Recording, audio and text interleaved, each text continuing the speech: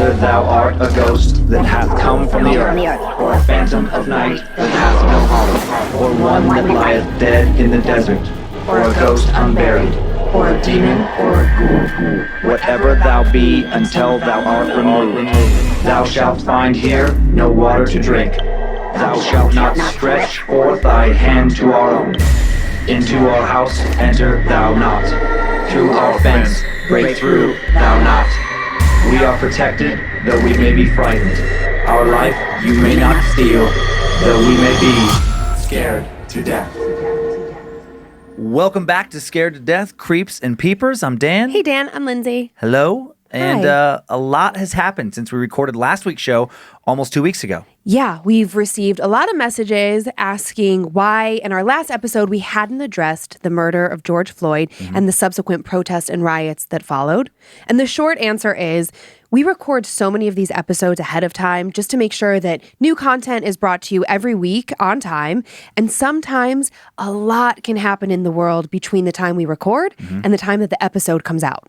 Absolutely. And a lot of people, based on the comments I read online, very quick to pick apart anything you say and read into things. And it's, more important than ever to really take time to understand an issue before you speak on it so you can intelligently and properly address it. Absolutely. And of course we believe that Black Lives Matter. We're saying it right here, right now. We've always said it and we've always believed it. But we just wanted to make sure that we were saying it properly and that we weren't doing anything to denigrate the movement, like what happened on Blackout Tuesday. Absolutely. Yes, Black Lives Matter. And please don't politicize that. That doesn't mean that blue lives don't matter to us. That doesn't mean that other lives, don't matter to us. It means that right now, Black lives need America's help more than any other race, just due to systemic racism and disproportionate arrests, incarceration, law enforcement-related killings of African-American citizens. That's a problem that anyone interested in doing just a tiny bit of research can find a lot of evidence for historically, statistically, anecdotally. Does that mean that all cops are racist? Absolutely not. Does it mean that just like in any other profession, racism still exists? Yes, of course. And while we, shouldn't have racism in any profession, we absolutely can't stand for having it in law enforcement.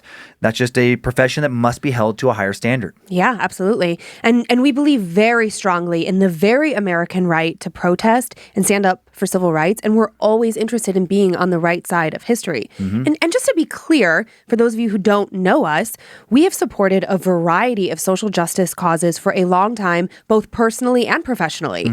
And as a company, Bad Magic Productions, through the support of our incredible fans and our very strong Patreon subscribers, we've been able to donate to social justice causes like the Equal Justice Initiative for the past 2 years, and we will continue to do so for as long as we possibly can. Yep, absolutely. We will always support civil rights and oppose discrimination. Hail Nimrod, to those of you who understand that phrase from Time Suck. Hail Nimrod. And right now, we have to segue over to our show. Awkward segue. So thank you for listening. We just wanted to make sure to address that very important, cultural situation. Yeah. And if you're curious about, I'm a bit more active on social media, so I've been posting just smaller little bits of history and facts and things that I'm learning because it's a tough issue. So you can follow me at Queen of Bad Magic and just kind of see a little bit more of where I stand on that. Absolutely. Now, you have 2 stories for us today, correct? I do. And you know how I normally say that I don't like to work on the stories at home? I have, I don't know if you guys know, but I kind of have a rule now where it's I only do the stories in the studio because I feel like I want to keep that juju out of the house as much as possible. Well, just because life happens, I had to work a bit on them at home last night while you were at the gym. It was just starting to get dark out and I... Get creeped out? Oh, Lordy. Okay, good. That makes me feel good about today's show because I am pumped for these stories. I think these are some of the scarier ones, especially one that we've done in a while. I think I'm going to scare the shit out of you. Okay, fun. All I can say is I'm continually grateful for this small piece of coronavirus because you are home with me and I don't have to sleep alone while you're out on your stand-up tour. The first story comes from a dark winter in Alaska. When one man, what he sees at night, thinks initially is due to sleep paralysis.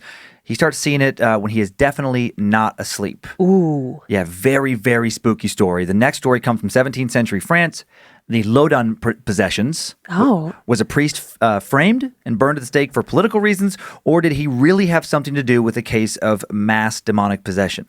Holy cow. Okay. Mm-hmm. Well, I've got on some pink love socks today. Aw, cute. Yay. You're going to need them. I feel like it. I'm going to get ready. You go ahead and get us going. Yeah, tiny bit of setup for this first one. Everything started happening in 2016. Miguel had just recently moved to Anchorage, Alaska to reboot his life after the end of a long engagement. No kids, a steady job, and some money in savings. Still in his 20s, Miguel decided to pull the trigger on a move he daydreamed about for years. Growing up in Denver, he'd long been fascinated with the open expanses of Alaska. He loved the outdoors, loved to camp, snowshoe, hike, and fish. Alaska seemed like an outdoorsman's paradise. He'd gotten a job with Wells Fargo a few years before the move, and then shortly after his breakup, a job opened up in Alaska, and he applied for a transfer and got it. Okay, nothing like just getting out of Dodge. Super excited. He moved to help manage a branch in Anchorage. The money was the same as in Denver, but his rent dropped from a little over $1,500 a month to $800. Nice. Extra money, obviously pretty awesome. Heck yeah. The people he met were friendly too, and some coworkers of Miguel's quickly became his new friends. He found some nice restaurants, as good as the ones back home in Denver. Probably not, but close enough. Yeah. Maybe best of all, he finally got a puppy, a 2-month-old rescue, Ruby, who is part sheep border collie, and a lot, sheepdog border collie, and a lot Heinz 57, so a lot of just mutt. I was like, a what? He'd wanted a dog for years, and Ruby was perfect. Miguel liked everything about Alaska except for the dark. Oh, yeah, that would totally do me in. Time now for the tale of more than sleep paralysis. Miguel moved to Anchorage in the fall, and when he first showed up in October, the sun rose around 9 a.m. and it set around 7 p.m. Weird to be dark so late in the morning, but he could deal with that. By mid-December, though, the sun didn't rise until after 10 a.m. Oh my gosh. And the sun set around 3:45 p.m. Eek. Less than 6 hours of daylight, more than 18 hours a day of darkness. Oh my gosh. That's a lot of night. That much darkness, not good for anyone. And maybe that's why when it first happened, after weeks of the dark wearing him down, Miguel thought his mind was playing tricks on him. He thought it was nothing more than sleep paralysis. Miguel was almost asleep, just starting to drift off around 10 p.m. when something woke him up inside the old 2-bedroom duplex unit he was renting. He suddenly felt a presence behind him as he slept on his side, facing the edge of his bed towards the window. In his hazy state, he first thought the presence he felt behind him was his ex-fiancée, Amanda. He thought for a moment that he was still back in Denver, still sharing his bed. Miguel tried to roll over to face her and quickly realized he couldn't move a muscle. He was totally paralyzed. Then he felt her warm breath against his ear, and he heard her whisper his name. Oh. Miguel. It wasn't Amanda. It was a woman's voice, but not hers. He remembered he was no longer in Denver, he was in Anchorage, and he was supposed to be alone. He heard what sounded like a raspy, throaty laugh come from the female presence he felt laying behind him. Definitely not Amanda's laugh. Still paralyzed, unable to turn over and see who was in bed with him, an image of what this woman looked like suddenly floated into his mind. He saw a woman in what seemed to be her 30s, maybe early 40s, wearing a cream-colored dress, red hair pulled into a bun, and intense, cold green eyes. And that's when Miguel began to feel fear for the first time. There wasn't anything especially menacing looking about this woman, but he really didn't like her eyes. She had the eyes of someone you knew immediately was cruel, dangerous. Her eyes were windows into a dark soul. Starting to freak out and still frozen, Miguel struggled to move with everything he had and finally was able to jerk himself out of his frozen state. He turned on the lamp that sat atop his nightstand. He spun around and, of course, there was nothing there. But the eerie feeling of not being alone in his room continued. And then little Ruby, now 6 months old, sleeping in her dog bed on the floor next to his, started to look towards the door and growl. And then as Miguel watched, the door slowly began to open. Ruby started to bark, and Miguel saw a dark shape float from his room down into the hallway. Oh, shit. Ruby stopped barking and began to whimper. She didn't leave her bed, and Miguel didn't leave his. And then the next thing Miguel would remember was his alarm going off the following morning. He woke up in the same darkness he'd fallen asleep in. He chalked the whole thing up to a vivid dream, even though his door was still open, and he almost always shut it before going to bed. For the next few weeks, life went back to normal. Miguel's nights were dream-free, his days were filled with work, a couple dinners with some friends, even a date. Soon Miguel's strange nightmare had floated out of his mind entirely. But then it happened again. Almost the exact same experience. Miguel woke up to the feeling of a woman climbing into bed with him. Again, he could feel her warm breath on his ear. He could hear her whisper his name. He heard her hoarse laughter. Again, he was unable to move as the same image of the woman wearing the cream-colored dress with the red hair and the cruel green eyes floated into his mind. This time, though, when he broke his paralysis, he did not turn on the lamp on his nightstand. Instead, he immediately rolled over and he saw the shadowy outline of a woman's body laying in bed next to him. Oh. He could feel a cold energy emanating from her. Ah. Miguel instinctively yelled out, jumped back, and fell off the side of the bed, which startled Ruby into barking. He fumbled to turn on the lamp, and as he did so, he could see the woman's shadowy outline get up off his bed and walk out of the room. No! Ruby's barking intensified, and now when he turned on his lamp, he could see her moving down the hall, this time vanishing around a corner into the living room. Miguel got up and approached the door and briefly considered walking down the hall. No. But a knot in the pit of his stomach told him that was a very bad idea. So he shut the door, locked it as if that would help, and climbed back into bed. I get it. And he told Ruby to join him. And Ruby has slept in his bed ever since. The two did soon fall asleep that night, and the next morning, again, Miguel chalked it all up to sleep paralysis, some really bad lucid dreaming, as he got ready to work on another midnight Anchorage morning. But then a few days later, he saw her again. Oh my gosh. And this time, he was definitely awake. It was Friday night, and Miguel had decided to stay in instead of joining his coworkers for some drinks at Club Paris. He and Ruby sat on the couch watching TV. Ruby had finally fallen asleep a few minutes earlier with her head on his lap after Miguel had thrown the ball for her what felt like 1,000 times. And that was when he noticed a flickering motion out of the corner of his right eye. At the same time he turned his head to see what had moved, Ruby snapped awake and started barking, facing the doorway leading into the kitchen. Now also looking into the kitchen, Miguel saw her shadow. He caught the fast movement coming from the human-sized entity darker than the surrounding room. Ruby continued to bark, and there was a loud crash in the kitchen now, followed by a laugh, the exact same hoarse laugh from his dream.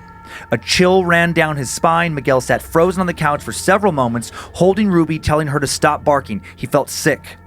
When Ruby calmed down, Miguel stood up and walked over towards the kitchen and turned the lights on. Looking into the kitchen, he saw that some plates, cups, and silverware he'd set out to dry on a towel had been scattered across the counter, with several different items ending up on the floor. It looked like someone had taken their arm and just swiped it hard along the countertop, sending everything scattering. He picked everything up in a hurry and then went back into the living room, making sure to keep all of the lights on. All of them. Took a long time for Miguel to fall asleep that night. He woke up 2 different times, both times thinking he had just heard that laugh. Both times when he awoke, Ruby was growling. It stayed like this for a few weeks. No more sightings during the day, but almost every night he would wake up at least once to either that laugh or the feeling of her laying next to him. Warm breath against his ear, sometimes warm breath against his neck as he lay paralyzed. Dude, GTFO. Once he woke up to the sound of more dishes being thrown across the counter and onto the floor, followed directly by Ruby barking. Then maybe another month later, it happened during the day again. This time Miguel was in the kitchen, making himself some dinner after getting home from work. It was around 6 p.m. As he grilled up some chicken, he suddenly felt the temperature drop and the hair on his arms stood up. He felt her presence. She was standing directly behind him. Oh, God. He could feel her breath on the back of his neck. He knew before she said it that she was going to say his name again. He suddenly felt lightheaded, nauseous, weak, like he was going to pass out. When she said his name, he turned around, and just for a split second, he truly saw her. Not just her shadow. He saw a thin, red-haired woman with green eyes and a cream-colored dress standing no more than 12 inches away from him. No way. Her cold eyes staring directly into his. She began to laugh, her raspy laugh, and then she stepped forward and seemed to move into him and then through him. He could feel her dark energy invade his. Things shifted after this encounter. Now it seemed like every day Miguel saw shadows moving out of the corners of his eyes. Never at work, never in public, always at home. Following that encounter, sometimes he would see more than one shadow. Oh. There would be the shadow he knew was the woman, and then there were 2 other smaller shadows. Children maybe? He didn't know, but that felt right. His nightmares became more regular. He tried burning some sage, but it didn't seem to help. After doing some internet research, he laid down salt lines across all the openings to his home, windows, doorways. He even encircled his bed with a line of salt. Still, she continued to visit him at night. No! Various shadows still appeared in his peripheral vision. He contacted a local preacher then who agreed to bless his home, and it still didn't help. Oh my God, dude, get out. Then one day when he got home from work around 5:30 p.m., already dark as midnight outside, he saw his duplex neighbor, a man he'd seen a few times before but had never spoken to. He introduced himself, found out the man's name was Sam. He asked Sam if Sam had been hearing any weird noises or had any unusual experiences on his side of the same building. And Sam scared the hell out of him when he said, "You've seen Elizabeth." "Elizabeth?" asked Miguel. "Red hair, green eyes, about my age, has 2 kids." "Yeah," said Miguel. Oh, God. "Who are they?"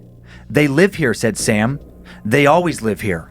And then he said something supremely unnerving, "Stay long enough and you will too." And then Sam flashed a smile that made Miguel, as strange as this may sound, feel like he wanted to start crying. It scared him that badly. Sam walked back into his side of the building and shut the door, totally creeped out. Oh, my God. Miguel stumbled into his unit, called his landlord. He asked him who lived next door, and the answer sent him packing. No one lived next door. The unit next door had been vacant ever since Miguel moved in. Miguel's landlord had no idea who Sam was or Elizabeth. He'd only bought the duplex about a year before Miguel moved in. Miguel stayed in a hotel with Ruby that night and every night until he was able to find a new place to live. He still lives in Alaska. He hasn't had anything paranormal happen to him since these encounters, just the occasional nightmare, and he's never figured out who Sam or Elizabeth are. Oh, my God. I knew that's where it was going. Oh, seriously? Yes. Like when you said Ugh. Sam, immediately I was like, oh, shit. That story creeped me out. Oh, I have goosebumps all over. That was a big GTFO. He did it. Yes, he did. He did it. And luckily for quickly. him, he did it for quickly. And luckily for him, he was not a Darren because, he was in a nice situation. He had Right. it sounds like he had some, he said he He had had money in extra money, savings. yeah. And then, I'm sure that sucked. But Sure. but he, had extra income coming in. And yes, he made the right choice and he just got the fuck out of there. Who is he? Ugh. So obviously, this is, a random story. There's no picture, but there is like a shadow women. That I found. There was no picture attached to this story. Right. As there often is not in these kinds of stories.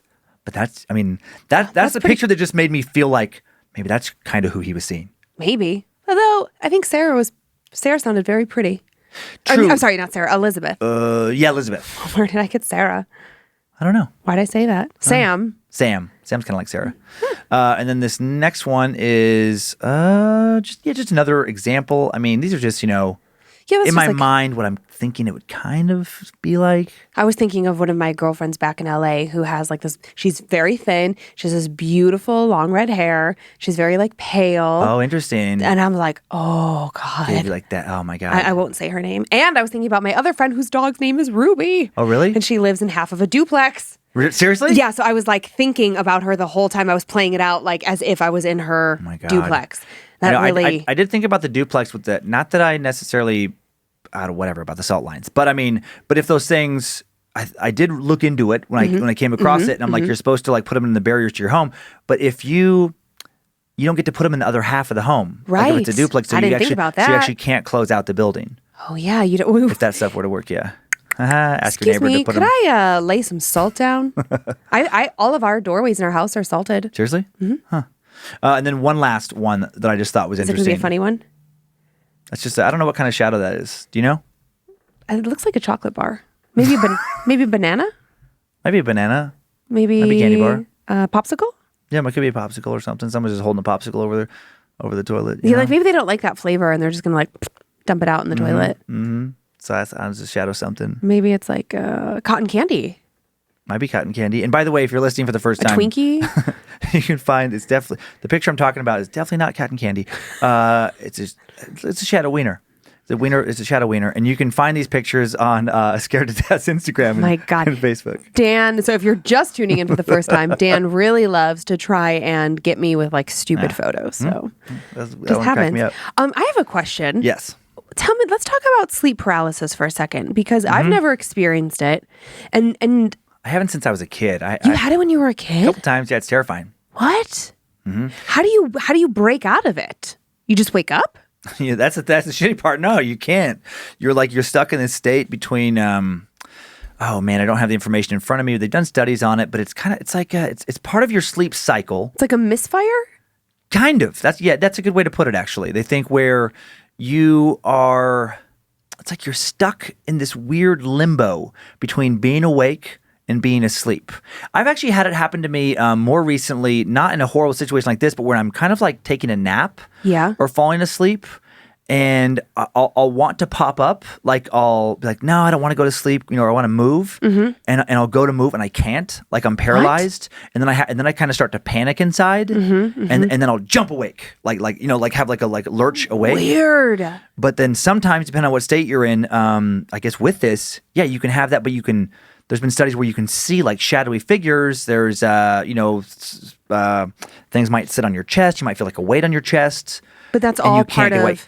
They've done studies on it's a certain part of the brain that they have been able to, when they stimulate this one part of your brain, they can recreate seeing shadowy images around you. Interesting. Mm-hmm. So there's no way of really knowing if it's shadow people or just your brain.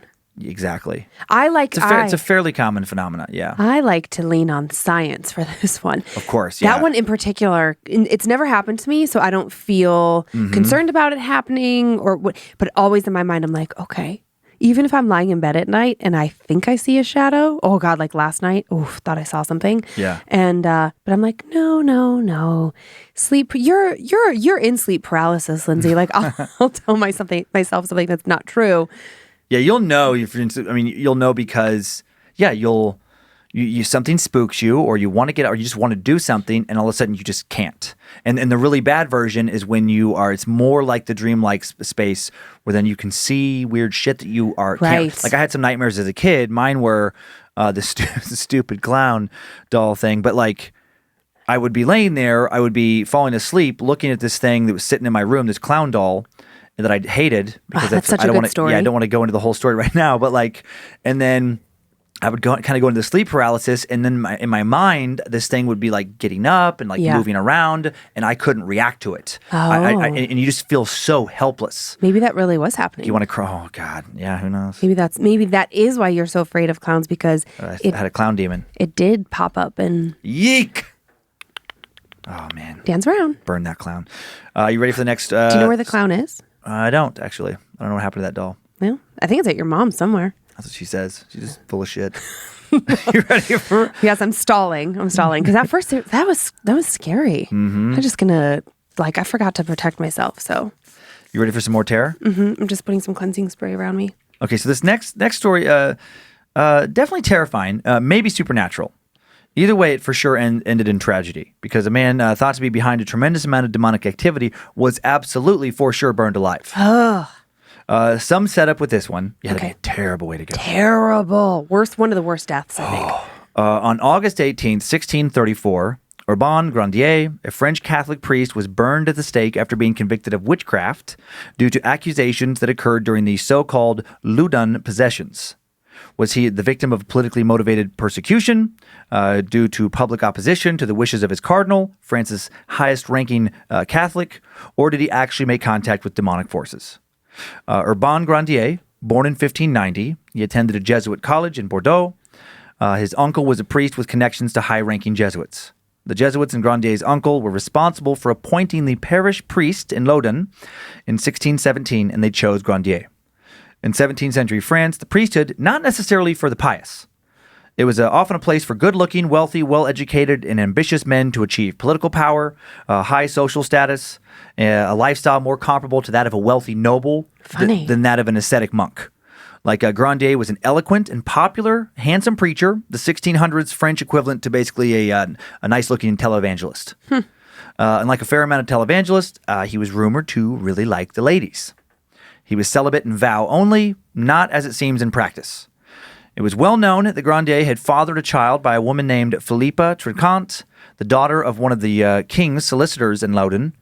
And the king's solicitor was but one of many French husbands and fathers he had angered. In 1629, one of these angry men, Jacques de Thilbault, a relative of Philippa, was telling anyone who would listen how immoral Grandier was.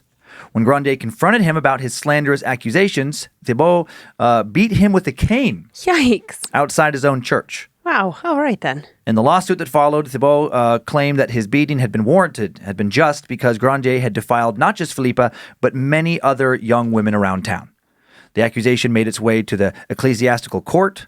2 fellow priests testified that they found Grandier lying with women and girls on the floor of the church on numerous occasions. Whoopsies. They openly declared that whenever the gate to the church was closed, they wondered what poor girl may be inside having her virtue stolen by a perverse priest. Oh. Several times, they said, both during the day and night, they had seen women and girls come to Grandier's room, some coming in the morning and staying alone with the priest all the way until past midnight. The court forbade Grandier from performing any public function as a priest for the next 5 years. Grandier appealed this ruling, and for some reason, a lot of the witnesses who had just spoken against his character suddenly and inexplicably redacted their statements. The case was dismissed, and Grandier was free. How had he gotten away with taking advantage of the women of Luden? Some began to think he had some infernal assistance in getting his initial conviction overturned. Rumors circulated that Grandier was worshiping the devil. Okay. Locals gossiped that the women and girls he brought into his room would often leave with a strange look in their eye. Maybe they were shocked at what they'd done with them. Maybe they were worried about their reputations. Or maybe they'd been introduced to the occult. Maybe they'd participated in dark rituals that had changed them. Had Grandier introduced them to demonic entities? Time now for the tale of the Luden possessions. Later at his inquisition, Grandier would be accused of writing the following backwards in Latin, the night before all the witnesses had dropped out and the accusations against him had crumbled in his case. We, the influential Lucifer, the young Satan, Beelzebub, Leviathan, Elemi, and Astaroth, together with others, have today accepted the covenant pact of Urbain Grandier, who is ours. And him do we promise the love of women, the flower of virgins, the respect of monarchs, honors, lusts, and powers. He will go whoring 3 days long. The carousel will be dear to him. He offers us once in the year a seal of blood. Under the feet he will trample the holy things of the church, and he will ask us many questions. With this pact he will live 20 years happy on the earth of men, and will later join us to sin against God. Grandier would not go unpunished for the next set of accusations against him. Accusations of demonic allegiance coming from the Ludens Ursuline convent. A devastating outbreak of the plague hit Luden in May of 1632, lasting until September of that year. 3,700 died, over 25% of the town's population. Wow. The nuns of Luden had been spared. They were safe from the deadly pathogen inside the walls of their convent. But then something else seemed to attack them. The convent was run by the eccentric, powerful, and well-connected prioress, Jeanne des Anges. She looked after around 20 nuns, whose average age was 25. Most of them were daughters of the nobility, doctors, and lawyers. The convent had a good reputation, and many important families from Loudun and its neighboring cities had sent their daughters to be educated there. It was a place teeming with young, principled women, but also naive and impressionable women who were shut inside for an indefinite period of time without their parents or family members to watch over them. The perfect place for a man like Urbain Grandier to add to his sexual conquests. Due to his position as the highest-ranking local Catholic, he had unlimited access to the convent. Rumors soon spread that he was doing more with some of the young nuns than talking about the Bible. And then one night in 1632, about 5 months after the first outbreaks of the plague, a young nun named Heloise was sweeping in the church alone. The other nuns had gone to bed, and it was her turn to make sure everything was clean and in its place, and that the large lock on the church doors was closed.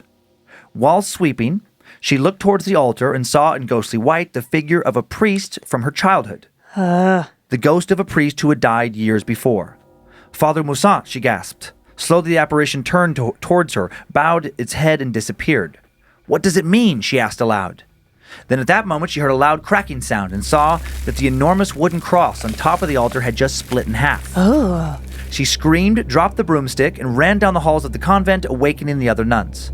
As the days wore on, more nuns began to see apparitions. One nun woke up screaming that she saw her dead family. Then another girl saw her family, then another. They claimed to see their dead parents, they claimed to see doctors and priests from their childhoods, dead magistrates, shopkeepers, always familiar faces. Always people who had taken care of them and shown them kindness. Were they now trying to warn the nuns about something? After a while, apparitions were the least of their problems. In the middle of the night, a young nun named Marie awoke to find Urbain Grandier standing over her, speaking backwards in Latin. She didn't know how he could have gotten in. The doors to her bedroom were always locked. The windows were too high and narrow for anyone to climb up and fit through. But here Grandier was, leaning over her bed, spitting as he recited prayers backwards in Latin. Weird. As she tried to cower away from him, she felt hands under her sheets, grabbing her legs, her stomach, her feet. He was holding her down. Grandier soon started shouting, and she felt pressure on her chest. She could barely breathe. As her vision closed in around her and she lost consciousness, she saw Grandier's features twist and morph into something horrible. His face became demonic. His skin warped and bubbled, turning black and leathery. His face no longer looked human. He looked as if he would devour her. And then all she saw was darkness.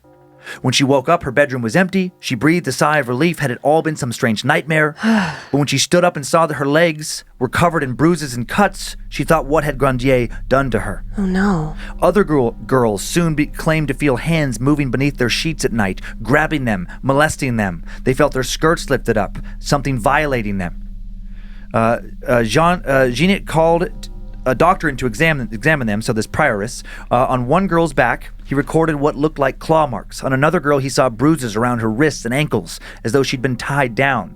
While examining another woman, the doctor heard shrieking from another one of the rooms. When he rushed over to see what was the matter, he later claimed to have seen a girl floating 4 feet off the ground while 2 other nuns tried to hold her down. Oh boy. The levitating girl was screaming, foaming at the mouth, and cursing God. She denounced the church, said she would live in hell. The doctor fled the church and never returned. Jean herself soon claimed that she saw a vision of an angel in her room one night. Then when she reached out to this angel, it turned into a snake and slithered inside of her.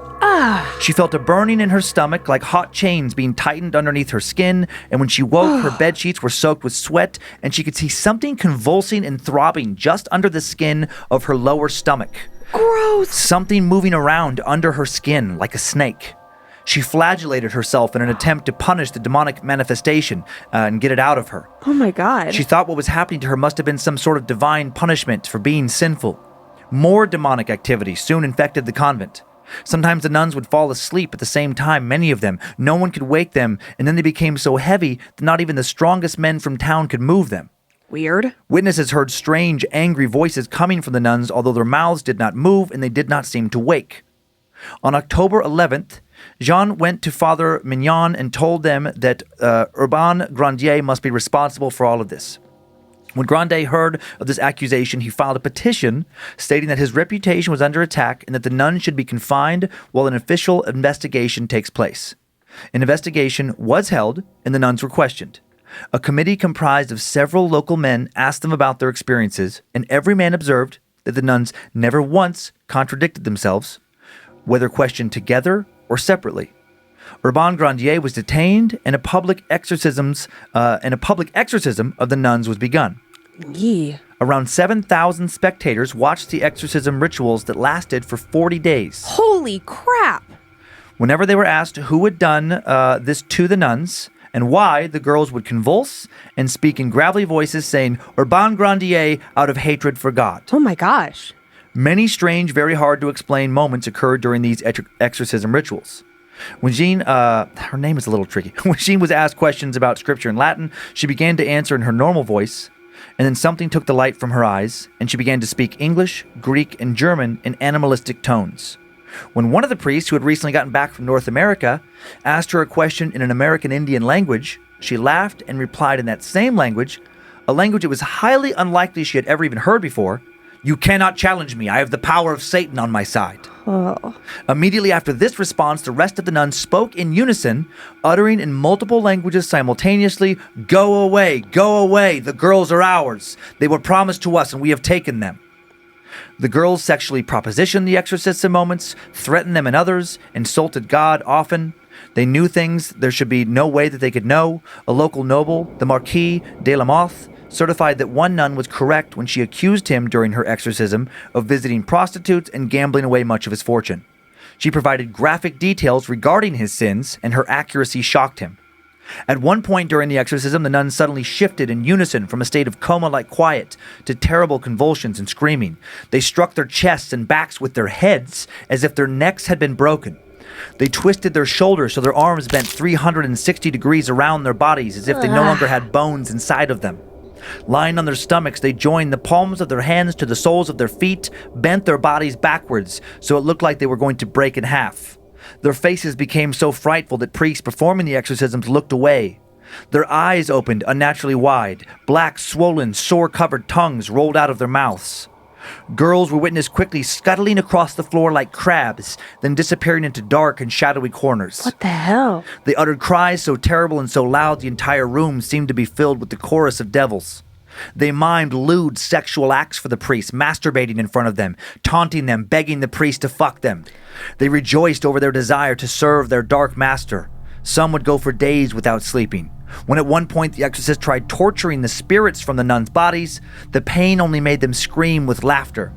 At one point, Jean went through a psychosomatic pregnancy in front of numerous witnesses. What? For 3 days, her belly swole as if she were completely pregnant, full term, and then she gave birth to a bloody mass of tissue. Oh my God. Numerous demons claimed to be possessing all of these women. An entity claiming to be the devil himself said he wouldn't leave the girls alone until Urbain Grandier was dead. All the while, Grandier awaited his trial in Paris. And then on August 18, 1634, the court handed down his sentence. We have ordered and do order the said Urbain Grandier, duly tried and convicted of the crime of magic, maleficia, and of causing demoniacal possession of several Ursuline nuns of the town of Luden, as well as other secular women, together with other charges and crimes resulting therefrom. For reparation of which, we have condemned and do condemn the said Grandier to make honorable amend, his head bare, a rope around his neck, holding in his hand a burning pitch firebrand weighing 2 pounds, before the principal door of the church of Saint Pierre du Marché, and before that of Saint Ursula of this town. There on his knees to ask pardon of God the King and the law. This done, he is to be taken to the public square of Saint Croix, and fastened to a stake on a scaffold, which shall be erected on the said place for this purpose, and be burned alive. Yeah. Grandier was then led off to be tortured first in order to ascertain if he'd had any earthly accomplices. A wooden boot full of spikes was measured to fit his leg. Then a torturer nailed a metal spike into the boot through his leg, clamped it around Grandier's leg, squeezing it tighter and tighter. As the many spikes dug into his leg, the torturer shouted, "Confess! Confess!" He did not confess. He did pass out from the pain. Oh my God. Grandier was then taken to Luden. He was walked to the scaffold, dragging his recently mangled leg behind him. He was fitted with a noose, sticks were piled beneath him. From the scaffold, Grandier addressed the crowd, trying to make one final plea for mercy, but monks drowned him out by throwing holy water into his face. When the executioner approached him with his noose, he saw that the sticks beneath him had suddenly been lit, sticks that he was supposed to light but hadn't. Flames sprang up, and soon the entire structure was engulfed in flames. The executioner jumped off the scaffold, and now instead of being hanged, Grandier was burning alive. Oh, God. As Grandier burned, Jean slumped over and collapsed. When she opened her eyes, the priest cried, "God has saved this woman." The other nuns also suddenly snapped out of their trances, exhibiting no further signs of possession. None of them would ever claim anything similar again. The Luden possessions went down in history as, depending on what you want to believe, either one of the largest experiences of mass possession ever witnessed, or an enormous conspiracy focused on taking down a single man. Why would anyone want to take Grandier down, other than for the reasons of being sexually promiscuous? Well, in addition to being a known womanizer, Grandier had also publicly opposed the need for priests to be celibate. And he had publicly defied his cardinal regarding the cardinal's wish to remove Luden's old medieval walls. The cardinal wanted the town to rely on the crown and the church for its self-defense, and Grandier had sided with many in the town who wanted to keep the walls. Did this defiance lead to the cardinal orchestrating an inquisition based on wild rumors in order to have Grandier killed? Or did Grandier really bring the devil to 17th century France? Yay. It's a crazy, weird story, right? I'm super focused on that boot situation.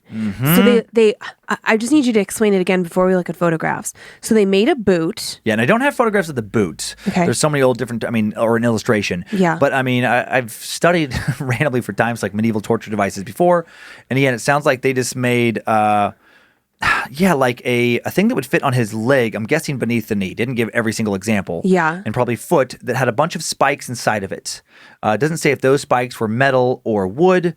And then it'd be like, you picture like two halves where they put each half around the side. Okay. A nail going through, I'm sure, his leg, That's connecting what I the was two. wondering. And then some type of clasps that they could tighten and the more you would tighten it, the more all of those spikes would just press into your legs. Oh, I was picturing that all wrong. And eventually it would become like a boot, like a big wooden boot is the way it was kind of described. Yes. When it was fully tightened. Yes. And all of those spikes were like crisscrossed, mangling your leg. Awful. I unfortunately was thinking of like the bottom of a boot and that there were spikes and that Coming up? Yeah, Yeah. and that they were pushing his leg into it, or I don't know. Yeah.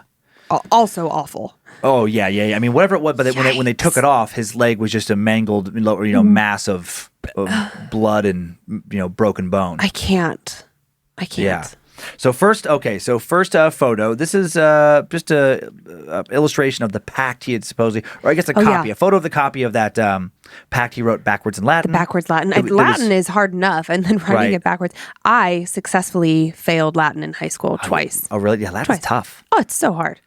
This next is an illustration of Grandier's burning from back in the 17th century. Wow. This next is an illustration of Urban Grandier. He was a very popular priest. There's also, speculation that may have been why he was burned. As he was becoming more popular than the cardinal. Mm-hmm. Oh, like popularity contest. Mm-hmm. Okay. And then this next picture is the gate, like an old medieval gate from Loudun. Okay. A remnant of the wall. So there was this gate and then this, big medieval wall that would encircle the town. And I guess that was like a big debate was the French monarchy, and they wanted to tear down the wall and have the town rely on them. I guess there was like a movement to get rid of somebody where, long before this, a lot of times, each little town was almost like its own little city-state. Right. Or could be. Sure. Kind of, to defend itself. Yeah. And then we have one more photo. I think this is from Luden. Oh my God, it's the biggest piece of cotton candy. It's a big stick of cotton candy. I think, can we really get a good look at it? Can we really? Zoom in on that? Yeah, zoom in and examine. Let's see more. So How upsetting would it be if your penis was that big? That actually would be a handicap at that point. I mean, that's 8. I say would be 12 inches. No, yeah, I don't. No, that's probably like 12. That's probably like 12, 14 inches. It's misshapen. Also, maybe even like 16. That's like a very crooked penis. just bending to the left a little bit. Just bending like Beckham. Quite a bit. I don't think that's what bend it like Beckham means. Oh, okay. You in that story, you said a lot of names for the devil that I had never heard before. Those names were. There's these old medieval texts which write out these hierarchies for hell, where there's basically like demons, like archangels. The demonic equivalent of an archangel, like with the archangel Michael, there's demonic equivalents, and they're basically like the generals of hell. Oh, okay. So those were high-ranking demons, for lack of a better phrase. I know, because I was like, whoa, those are new names. I don't know those names. Yikes. That's crazy. Now, maybe you said it, but exactly how many nuns were possessed simultaneously? I believe it was around 20. I'd have to look back through it. But yeah, without looking back to the notes, I believe it was around 20. Mm-hmm. I mean, just to see that many people fight, like during the exorcism. Right. And psychologists are going to say mass hysteria. That's been pointed to with this particular story. It's been written about a lot, actually. Oh, really? Mm-hmm. And then believers are going to think that, I don't know, that he somehow corrupted this entire convent. I mean, it just seems so crazy that as soon as he died, right, they were all like, fine. Also, that birth. That psychosomatic so birth. Creepy. Bird, yeah. Yep. Because that's like a thing. Okay, mass hysteria, sure. Right. Screaming, crying, yelling. You could like writhe your body around. You could do a lot of that stuff. You can roll your eyes back. But I don't know that you can. True. You can't do that. Force yourself to give birth to a bloody mess. And skeptics are going to say that, well, that was what was recorded that happened, and that was what they testified. Yeah. But that they did so under pressure from the church to say those things, and words were put in their mouths so they could burn him. Right. That's going to be the counter argument. No cell phone footage. Right. Exactly. We don't have any. And so it's just up to each person to decide what they want to believe. Mm-hmm. Pics, or it didn't happen. Yeah, I mean, I don't know. That sounds really crazy, and I think totally plausible. That's a wild story. Yeah. It is wild. I'd never heard of it. Mm-hmm. Oh, okay, well, there you have it, Dan. There you have it. I think so. That first story really got me, buddy. Mm-hmm. Really got me. You're going to think about her tonight. Sure am. Did you feel something weird on your neck? I know. You can't move. Yeah. Well, The scariest part to me was when he, just for a little blip, saw her. Like saw the entity. Not like a figure, but like an actual. And then the whole thing of like, I can just feel like, it gives me the goosebumps, like this cold energy just whoop, like you're absorbing whatever it is, and then it just passes through you.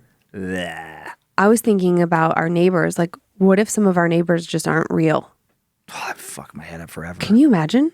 Oh my God. I'd be done. If all of like, a what sudden you're if like, the guy Jim and Barb are just not even real people. My God. Oh my God. If like we were like, oh yeah, we've known Jim and Barb for years, and then some other neighbor was like, who? Yeah. What? No, Jim and Barb there, and they're like, no one's lived in that house for 5 years. Oh my God. That's when I don't even know. Do I just like find the nearest cliff and just throw myself off of it? Like I don't know. Can you recover from something like that? I was thinking like, oh, their son comes to like sell their house or something. We're like, oh hey, yeah, we love your folks, and he's like, fuck you guys. You know that what would I mean? destroy my brain. Yeah.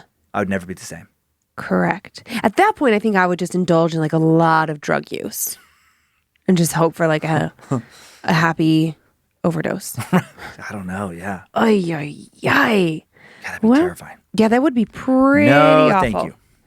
Well, are you ready to hear some other pretty awful stories? I am. I'm ready for more awful. Okay, more awful.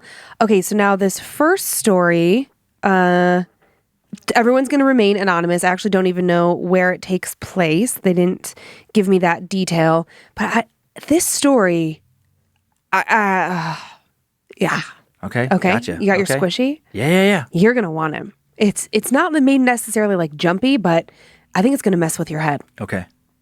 Hey, Lynze and Dan. I've been a fan of Dan's stand-up for years, and a commercial on Pandora is what drew me into Time Suck and eventually into Scared to Death. Yes. I've heard other people's stories shared and decided I would do my best to retell a personal account from just a few years ago. I have chosen to have mine and my ex-wife's names and our son's name kept anonymous so that no one I personally know who may listen to this at some point would think that I'm crazy or view my ex-wife as an abusive mother. Okay. I have changed no details that I can be aware of. If I say anything that is even close to false, it's just me simply misremembering a small detail. Okay. The time when this happened was filled with an incredible amount of mental stress, anxiety, depression, and questioning my own sanity, and just an overall general unhappiness that surrounded these events. Mm-hmm. It was so hard because the best time of my life quickly turned out to be the darkest part of my entire existence. This is barely my story. I was the one the least affected by this, but witnessing these events firsthand makes me feel like I can talk about what happened more than my ex-wife ever could. Still to this day, she clams up or goes silent at the idea of reliving any bit of this experience. We're not religious, and I hold zero belief in the supernatural. The only way I've kept that position after this is by convincing myself that this was all fueled by fear. Convincing myself that my mental state was distorted and my perception of the events was fueled by fear, and that fear caused me to make up details as the events unfolded. However, from what little my ex-wife did tell me, I'm pretty sure something very odd was going on, and yet it is still completely unexplained. Years ago, my wife and I had gotten married after knowing each other for our entire lives. Our families were close. We'd gone to school together. As children, we had played together. In high school, we ran with similar crowds. And we were even born just 7 days apart from one another, with her being older. And our lifelong friendship had turned romantic in our early 20s. After our marriage, my grandfather passed away and left me a large sum of money in his will. With the money from my grandfather, we bought our dream home just outside the city we lived in. It was a southern country home and therefore much cheaper than buying a house of similar age, condition, or size in the city. It was built in 1901 and had been beautifully updated with bright paint, new appliances, pretty tile work, high ceilings, and an almost ancient-style craftsman trim work. The house was 3 stories, the first having an entrance hall, a library, kitchen, dining room, a washroom, living room, and what seemed to be old servants' quarters. The second floor had 4 bedrooms, and one we didn't use, and one we planned to turn into a future baby's room, and then our master bedroom.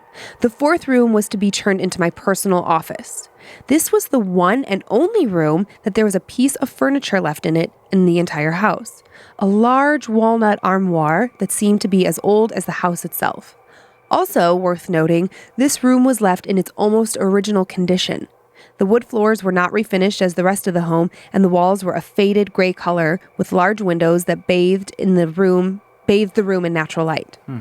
Our realtor told us that the old occupants had left the armoire in there because of its size. The wardrobe stood taller than the doorways and wider than the churn out of the room, making it virtually impossible to move it out without hiring a woodworker or a carpenter to disassemble and then masterfully reassemble the beautifully made piece of furniture. Yeah. Months after moving in, we had finished making the place fit us perfectly, but leaving that one room untouched. Soon after moving in, we found that my wife had become pregnant. We were both so excited to become parents. Her pregnancy was somewhat normal. She'd always been a stubborn woman, strong-willed, but level-headed. But during her pregnancy, it would become a fight to get her to take care of herself. She would often skip her vitamins, and she had almost entirely stopped eating all fruits and vegetables and just food in general.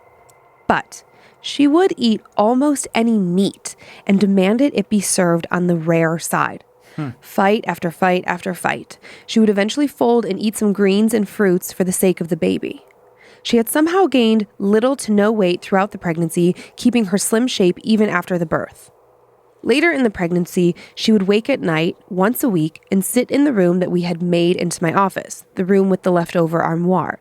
And she would sit in my large armchair, later saying she just liked sleeping in the moonlight that came in through the windows. The baby came on time and with little complications. He weighed 9 pounds, 5 ounces, and came out with a full head of my ex-wife's coal black hair and my pale blue eyes. We were both beyond happy. The only concern was that the baby boy lacked general emotion. He rarely cried and never smiled, but the doctor said he was responsive and the more nuanced emotional effects may start showing in time. The first few months were fine. My wife would still, once a week, go and sit in my office at night, now bringing the baby with her to sleep in the moonlight, right next to the old, oversized wardrobe. She would eventually never want to leave the house. And when the baby was about 3 months old, she called for me from the other room, almost in a panic. I came quickly into the baby's room to see her and to see what was going on. She had her head on the boy's chest as he laid in the crib. "I was hearing a noise," she said in a panicked voice. "Like a wheeze?" I asked, thinking about his breathing naturally. "No," she said. "He was making some awful noise." I asked her to describe the sound. She couldn't recreate the sound, but rather was left with her words only to describe it. She said it was like a humming noise that was accompanied by the sound of like a plastic clicking. It didn't make sense. Our dog, who now spends most of his time around our son, seemed not to be affected or disturbed by the sound. He is a big German shepherd, and you would assume that he would most likely be very curious of any odd sounds coming from our son. My ex-wife would mention these noises about once a week. I insisted on seeing a therapist or a psychiatrist, but she would wave off the suggestion. Eventually, she started bringing up this noise every day and then agreed to see a doctor regarding it. Her and the doctor viewed this as a new mother's overly worried mind and told her to go out and try and get her mind off of the child and to focus on something fun. We agreed to go out to dinner and drinks in the city alone one night. My grandmother came over to watch the baby, and we had a great date night. It seemed like the woman I had fallen in love with was back. But when we got home, however, my grandmother, who's an older woman who had lived most of her life in Germany, was very upset. As soon as she saw me, she sputtered a bunch of German words at me and then swiftly left. My ex-wife didn't understand what she was saying, thankfully. When she did ask me what my grandmother said, I lied. I told her that she had gotten into an argument with my aunt over the phone while we had been out. In truth, my grandmother had said, "Something is wrong with this place. I love you, but I will not return until you fix the demon within." What? I kept what she said to myself and never told my ex-wife for fear I would give her more reasons to stress and worry. In the following months, she would wake every night and go sleep in the high-backed armchair with the baby in my office. Some nights I would wake and go check on them just to find that one of the doors to the wardrobe would be slightly opened. She had no reason to open the door to this wardrobe because it held only her wedding dress and old boxes of paperwork inside. The nights that I did check on them, I would tiptoe in, close the wardrobe door, put a blanket on the two sleeping in the chair, but then by morning the door to the wardrobe would be open once more. Once I heard our dog barking furiously on the second floor while I was in the library. I rushed up to see her barking into my office with my ex-wife and my child backed into a corner, scared. My ex-wife was crying, but oddly enough, our son was not. I grabbed the dog by her collar and my wife darted out of the room screaming, "That dog is going to kill us." But even as my ex-wife made her way into the hallway and away from the dog continued to bark, still inside the office. What was she barking at? I shut the door and convinced my wife that the dog was most likely just barking at a mouse that had made its way inside the house, or something like that. She then forced me to keep the dog outside from this point on. This odd behavior continued until eventually she no longer slept in our bedroom. Our son no longer slept in his room either. Some nights I heard the dog barking from outside, but when I would investigate the exterior, I would find nothing unusual. My son was about 6 months old the first time I heard that clicking noise coming from him. Jeez. I was asleep and awoke out of breath as if someone had tried to smother me. The moment I caught my breath, I heard from the other room that unmistakable sound that my ex-wife had described to me. I found both the boy and his mother asleep in my office. I put my hand on his back and he was vibrating in unison with that clicking sound. My wife said, "Now you hear it? It's getting louder."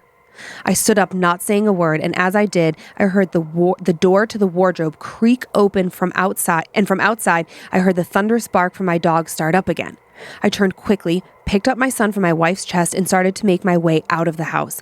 I felt him vibrating and the noise growing louder and louder, though he was still sound asleep. My wife let out an ear-piercing scream of anger towards me, and both doors of the armoire flew open, slamming against the wall. I ran as fast as I could out of the house into my car. Once I made it there, I turned to see my wife just standing in the doorway of the house. She looked like some kind of crazy, menacing creature and appeared unable to leave the home.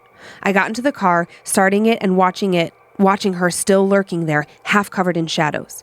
My son and I actually slept in the car that night because I had somehow fallen asleep in the car. It made no sense. Once morning came, my wife was no longer in the doorway and my son and I were safe in the car. I made my way back inside and phoned a friend of my father's. He was an older man known to be a talented woodworker and carpenter. He would probably be interested in disassembling and refurbishing the wardrobe. I then justified giving it to him for free, thinking this was all in our heads. After he came and got it, life quickly went back to normal. My son smiled for the first time, and I felt a weight had lifted from our home. It was almost 2 weeks later that I awoke, hearing that same clicking noise again, but this time it was coming from outside my window. I told myself it was just a dream and I was just freaking myself out. Still, I stayed up the rest of the night to be sure. Come morning, I decided to sit on the porch to enjoy the sunrise with coffee and yesterday's paper. As I was making my way to the front porch, I noticed something. From the front door, I could see a pile of wood in the yard, close to the road, like someone had tossed it out of a car. I knew instantly it was the wardrobe returned by the old man in the middle of the night. So fed up with it and the stress it brought to me, I decided to get a gas can and burn it in the yard right then and there. As it burned, I could swear I heard the wood screaming, but that sound only made me laugh loudly like some kind of crazy person, like I had lost my mind, like I had no control over this laugh escaping my body. I was unable to get in touch with the old man. I imagined that he had just blocked my number. A few months later, I just couldn't let it go. I found his address and I drove to see him. I wanted to make sure I had not lost my mind and make sure he had returned the wardrobe due to it being cursed. I wanted someone to verify what I had experienced. At his house, his wife told me that the old man died of a heart attack just weeks after he visited my home, and then she asked me never to return. Since then, my son has grown and become an expressive, bright child. My ex-wife decided motherhood was not for her. She left me and moved to the East Coast. She hasn't seen her son since, but we talk on occasion. It seems like that incident has affected her more than my son and I. I hope you enjoyed my retelling of the worst year of my life. I'm a fan and hope you guys keep up all the good work. That's a creepy story. It's so weird. It's so freaking weird, right? Mm-hmm. It just like settled into me. I just kept like thinking about it yesterday.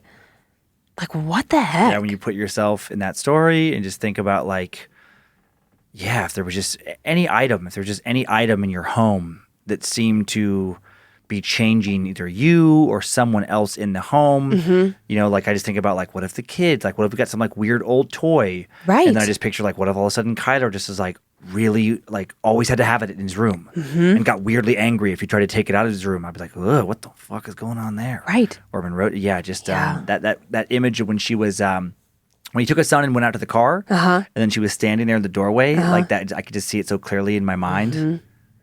Yeah. And then the armoire doors like flying open at the same time. Just any like so many different little points in that story. Just one of them alone would just freak me out so badly. Well, yeah, and the thing about like her being pregnant and not wanting to take care of herself and needing to sleep in the moonlight and then taking the baby to sleep in the moonlight, like as if they were charging under the moonlight, like they needed it, weird. So bizarre. And I would imagine that, this was a first-time mom and a first-time dad. So he's probably, what he didn't say in the story that I'm presuming is that the doctor probably thought it was postpartum depression, that there was something, that happens. It's a very real thing that I don't think many women talk about, but it's a very real thing. Because that can kick in before you have the baby, like just like during the pregnancy? No, postpartum means after birth. So she was being more and more crazy after the birth. After. Okay, right? Yeah, it's like she was being a little strange during the pregnancy, but your hormones are flying. And again, like you're probably just thinking like, yeah, she's pregnant. She's moody. Maybe she had morning sickness. Like I don't have the whole medical history of this woman, right? Yeah. So then you think like, oh, the baby will come and it'll be fine. And they were so happy. And then she got real weird. And then the fact that she just left, she's fucking out. I know, yeah, that's crazy. Just doesn't, and the fact that he'd known her his whole life, it wasn't like she was like some random girl that he rushed into a relationship with. Like he knew who she was. Their families were close. Good on him for, I guess, like still be able to talk to her. Yeah. I'd be so furious with somebody if they just like, like you have a kid together and then they just bounced. Oh man, it'd be real hard not to just be like, you know what, call me back when you're ready to be a parent. But I'm sure there's many more details around all that. I'm sure. Yeah. But it just really like settled into me. Remember that one? It spooked me. And who was that? Was that anonymous? Anonymous. Yeah, right? Yeah. Yeah, they asked just of for course. the sake. That's right in the beginning because of not wanting to name family members, of course, yeah. Yeah. Now this one is also quite good. Not anonymous. Real spooky haunting in a house. Okay. Real spooky. Okay. I like today's episode. Me too. It feels good. It's creeptastic. Ooh. Getting lots of chills. Creeptastic. Look at you with your fancy words. I know. I feel like there's like a little, if there was like a little meter of how scary things are to me, that painting that fan did, that awesome painting of like your face kind of in the nun that's behind you. Yeah, I don't think it doesn't show up in the cameras, but I can see it. It's on the top shelf, and you mean this? I look at that. Oh, Jesus Christ! Well, I look at yours. Yours is like more Dexter-esque, but this one is so terrifying. Yeah. So here's mine for people watching on YouTube. But I keep my eye. Well, now I can't see. Oh yeah, because you put her down. So we'll put her up later. I should put her up afterwards. But I watch her, and if my mind starts playing tricks on me, and I think her eyes start to shift a little bit and look at me, I know I'm good and spooked. That's when I'm like in the red zone of being spooked. I wish that we could have like a little, like I wish that your squeezy guy was connected to like. Those like things at a carnival that you hit, and it's like however hard you hit. Oh yeah, yep. I wish that however hard you squeezed it, there was like a little scare thermometer, like a little strongman meter. Yeah, thank you. Yeah, in the carnival. Yeah, exactly. Okay, well, are you ready for one more? I am. Okay. So the story starts. Sorry in advance, I'm not the best at telling stories, but I need to share this experience with you both. Nope, not gonna hear it. If you're not the best at telling stories, get the fuck off our podcast. No, thank you. Only the people who are the very best at telling stories get to have their stories told here. We only like Stephen King here. That's it. Hey guys, thanks for listening to this episode. Bye. Appreciate it. Bye. Can you imagine? So ridiculous. In 2006, my family moved into a 2-story home that had a cellar that my great-grandparents had lived in. My great-grandpa had died the year before, and his wife didn't want to live alone, so she sold it to the funeral home next door. My parents ended up renting it out until the funeral home decided to demolish the house to make it a parking lot. I wasn't no thank you. Oh, right. Well, it gets better. I wasn't happy about the move as we would be living in between a funeral home and a cemetery. Sweet. With no other homes surrounding us. No thank you. Hard no. Hard no. My siblings and I would play in the cemetery and visit our grandparents' graves often. It might sound weird, but it actually was kind of nice to be near them again. My siblings and I had the 2 upstairs rooms. Me being the oldest, 10 at the time, I was given my own room. I was scared to be alone, but excited to not have to share a room. The first night, I fell asleep with no problems, but the next night was much different. Some very strange things started to happen. As I was going to sleep alone in my room, I started to hear scratching on the inside of my closet door. I immediately told my parents about the strange sounds. They brushed it off, telling me it was probably my brother in the room next to me and that I was just freaking myself out. This happened every night for approximately 2 months. And then one night, I was awoken to the white static sound coming from my TV. I got up to rewind my VHS when I heard a knocking on the window above me, followed by a soft voice saying, "Hey, let me in." What? I looked up and was paralyzed with fear. 2 black humanoid figures were in a crouched position looking at me with big, dark eyes. One of them had a large, wide smile, like he was happy to see me, but the other figure looked so angry. He stared at me in such a way that I knew he wanted to hurt me. I was frozen in fear. I was finally able to let out a blood-curdling scream and then ran as fast as I could down the stairs. I made it to my parents' room and started yelling at them, "There are 2 people outside my window!" My dad grabbed his handgun and ran up the stairs. When he reached my room, he found nothing except a fogged-up window with a handprint on the outside of the window. He proceeded to run around the yard looking for signs of an attempted intruders or some kind of prankster, but he found nothing. From that day on, I slept on the couch. God. A few days after this, my mother confronted me and asked me if I had been dreaming or if I'd made it up. She clearly did not want this to be true. I promised her that I was telling her the absolute truth. And with that, my mother believed every word I said and immediately called a psychic that came the very same day. When the psychic walked into our house, it looked as if she had been pushed back by a strong gust of wind. She looked at my mother and told her that we were living among many spirits in the home. She went on to say that she didn't feel anything wrong with them and that they were quote-unquote good spirits. She told her that one was attached to her and described her father in perfect detail, and my mother cried instantly. She then asked to see the cellar. We opened the door, and she took one step in and refused to go down any more steps. "There is something here that is evil, and I cannot be a part of this any longer," she said, and she walked away. My mother just shut the door and told my siblings and I to never go down there ever again. My sister, 7, was a fearless kid, and about a week later or so, after the psychic had come to visit us, she opened that cellar door and began to walk down it as my 6-year-old brother watched. At about the 4th step, she somehow tripped over nothing at all and rolled down the remaining stairs. Screaming out in agony, my sister begged for help. My brother ran for my father, who promptly then ran down the stairs to get my sister. He found her at the bottom of the stairs with a broken leg. Ow. It just didn't make sense that she would be injured so severely from a tumble down just a few stairs. We moved 6 months later. Thank you for the lifelong STD, your peeper, Miranda. Thanks, Miranda. GTFO. Yeah, they got the fuck out. Well, yeah, that place was demolished. Oh, right. They Made had into to. a parking lot.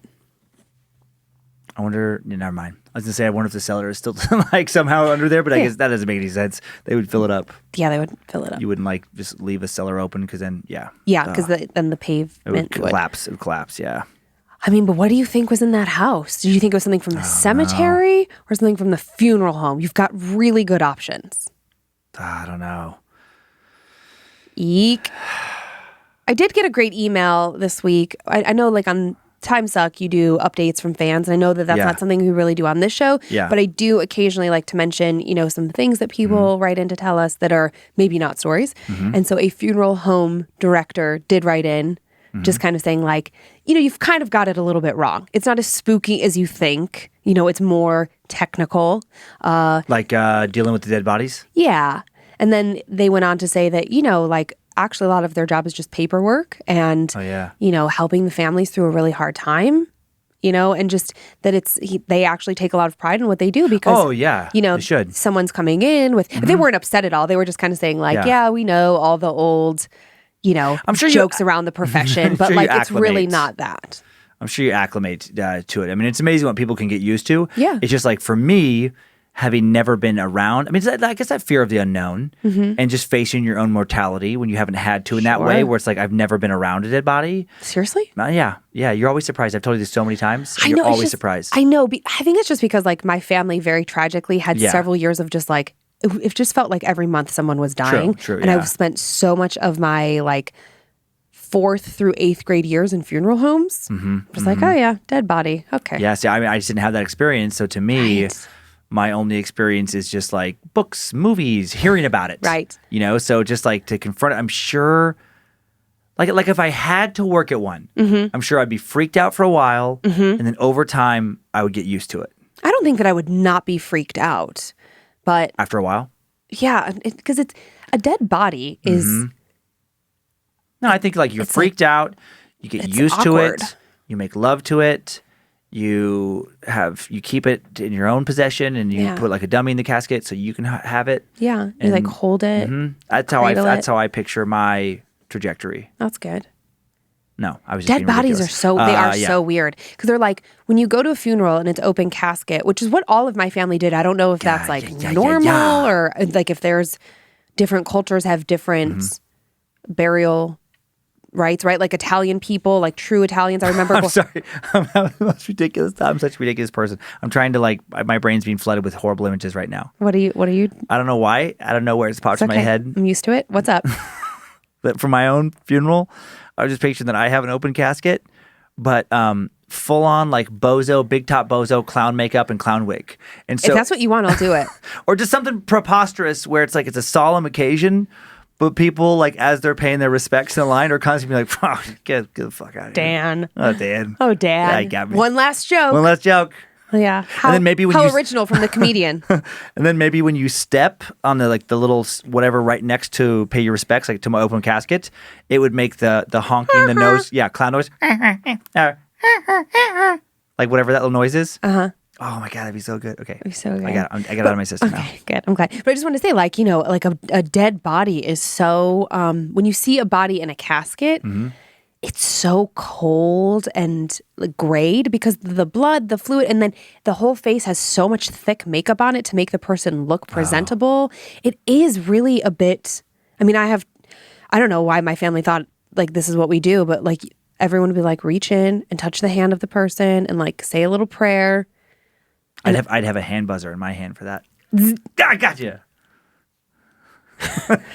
What's going to happen to you when you actually like lose somebody? Do you think you're going to just I'll be be like so sad. Mr. Jokes? No, is that how you're going to cope? No, I'll be so well. Yes, that's how I've always coped. It's just absurdism. There'll be some of that, but I also am a big softie, and I'll get so sad. So sad. I wonder what your family will do for funerals. Like, will they be? Do you know if your family will be like an open casket family or cremation? We're a trampoline family. When someone passes, you got to put them on a trampoline, and then You just bounce them And then for the funeral service, everyone has to spike them at least once. You have to bounce them. or double bounce. Spike. You call it spike. Most people call it double bounce. Double bounce. And then whoever bounces them the highest, they get to take home the punch bowl. It's a long-standing tradition. Well, if you can't laugh about it, you know. Oh my goodness. And then I don't know why. And then for that little scene, I was hearing the Benny Hill music. People just fucking bouncing and So beautiful. their grandparents, whatever. Oh boy. Oh boy. Oh, enough talking about death. That was a fun episode. It was fun. It was fun. Okay, so I moved some stuff to the back that I want to mention now, and then I know you have some things to weigh in here too. I do. I didn't talk about merch at the beginning, but there is a new tee in the store today at badmagicmerch.com, a shadow comic tee. Super cool. Super cool. 1980s horror comic book vibe. And we've gotten a lot of emails. Yeah, like people write in and say, you know, how can we support the show? And previously, we've always said, you know, like rate, review, spread the word. And yes, all of that is true. That is true for like helping us get sponsors and helping us get attention and grow the show, which is, you know, right. It's a business. It's part of like making it happen. But the thing that most directly helps us is buying the merch. It's how we're able to, you know, pay for the designs and pay for the customer service and keep the lights on and just keep going. So for those of you asking, that is the most direct way to help us. Yeah, so thanks to the many of you who already do that. Yeah. And thanks for also the ratings and reviews. You know, yeah, those are also still important. And the all the things. And the boost from Spotify and Pandora. A lot of new listeners from those. A lot of new creeps and peepers. So glad most of you seem to really enjoy the show based on recent ratings and reviews. So thank you. And that's all for today. That's it. Thanks for continuing to send in your personal tales of terror to mystory@scaredtodeathpodcast.com. Love those. Thanks to Heather Rylander for organizing those stories. For everything else, please email info@scaredtodeathpodcast.com. Talk to me. Thanks for supporting this Bad Magic production. Thanks to Logan and Kate Keith for running social media, creating the awesome merch at badmagicmerch.com. Thanks to Zach Flannery and Joe Paisley for producing, directing, adding, and creating the custom sound beds. Thanks to producer Sophie Evans for story curation. Follow us on Facebook and Instagram if you want even more content at Scared to Death Podcast. Subscribe to Bad Magic Productions on YouTube. Enjoy your nightmares, creeps, and peepers. Stay safe out there. Keep fighting for what you believe is right, and hope you were scared to death. If spirits threaten me in this place, fight water by water and fire by fire. Banish their souls into nothingness and remove their powers until the last trace. Let these evil beings flee through time and space. Evil may pass through, but hath no home here within, scared to death.